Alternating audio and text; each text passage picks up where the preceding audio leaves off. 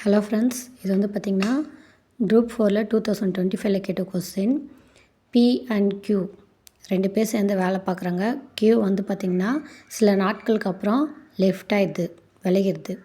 அதுக்கப்புறம் பி வந்து ரிமைனிங் ஒர்க்காக 8 டேஸில் முடிக்குது. அப்போ வந்து கியூ எத்தனாவது நாளையிலேருந்து லெஃப்ட் ஆச்சுன்னு கேட்குறாங்க. ஓகேவா? ஃபஸ்ட் ஸ்டெப், எப்போவுமே டைம் அண்ட் ஒர்க் கேட்டாங்கன்னா எல்சிஎம் எடுத்துருங்க.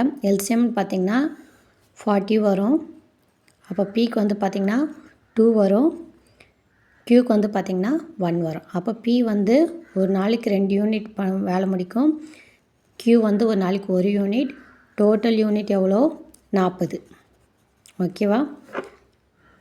ஃபஸ்ட்டு வந்து பாருங்கள், ஒரு க்ளூ கொடுத்துருக்காங்க. பி வந்து 8 டேஸ் வேலை பார்த்துருக்குன்னு சொல்கிறாங்க. அப்போ லாஸ்ட்டாக 8 டேஸ் வந்து பார்த்திங்கன்னா பி வேலை பார்த்துருக்கு. ஓகேவா? ஒரு நாளைக்கு அது எத்தனை யூனிட் முடிக்கும்? 2 யூனிட்டு. அப்போ டோட்டலாக எத்தனை யூனிட் முடிச்சிருக்கோம்? அந்த 8 டேஸில் 16 யூனிட் முடிச்சிருக்கோம். டோட்டலாக நம்மக்கிட்ட எத்தனை யூனிட் இருக்குது? 40 யூனிட்டு. இது யார் மட்டுமே பண்ணுறா? பி மட்டுமே. மிச்சம் எவ்வளோ இருக்கும்? 24 யூனிட் வந்து எவ்வளோ இருக்கும்? பேலன்ஸ் இருக்கும். கரெக்டாக? அப்போ இந்த டேஸ்க்குள்ளே தான் அவங்க எத்தனை யூனிட் முடிச்சிருப்பாங்க? 24 யூனிட் வந்து முடிச்சிருப்பாங்க. ஓகேவா?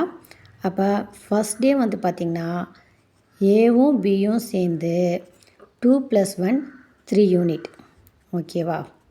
அப்போ செகண்ட் டே 3, தேர்டு டே 3 அப்படின்னு பார்த்திங்கன்னா எத்தனை டே? 8th டேயில் வந்து 3. டோட்டலாக பார்த்திங்கன்னா 8 × 3 24. ஓகேவா? அப்போ கியூ வந்து எத்தனாவது டேயில் வந்து லெஃப்ட் ஆகிருக்குன்னா 8th டேயில் லெஃப்ட் ஆகிருக்கு. ஒன் ஸ்மால் மிஸ்டேக், பி கியூக்கு பதிலாக ஏ பின்னு சொல்லியிருப்பேன். Okay, thank you guys.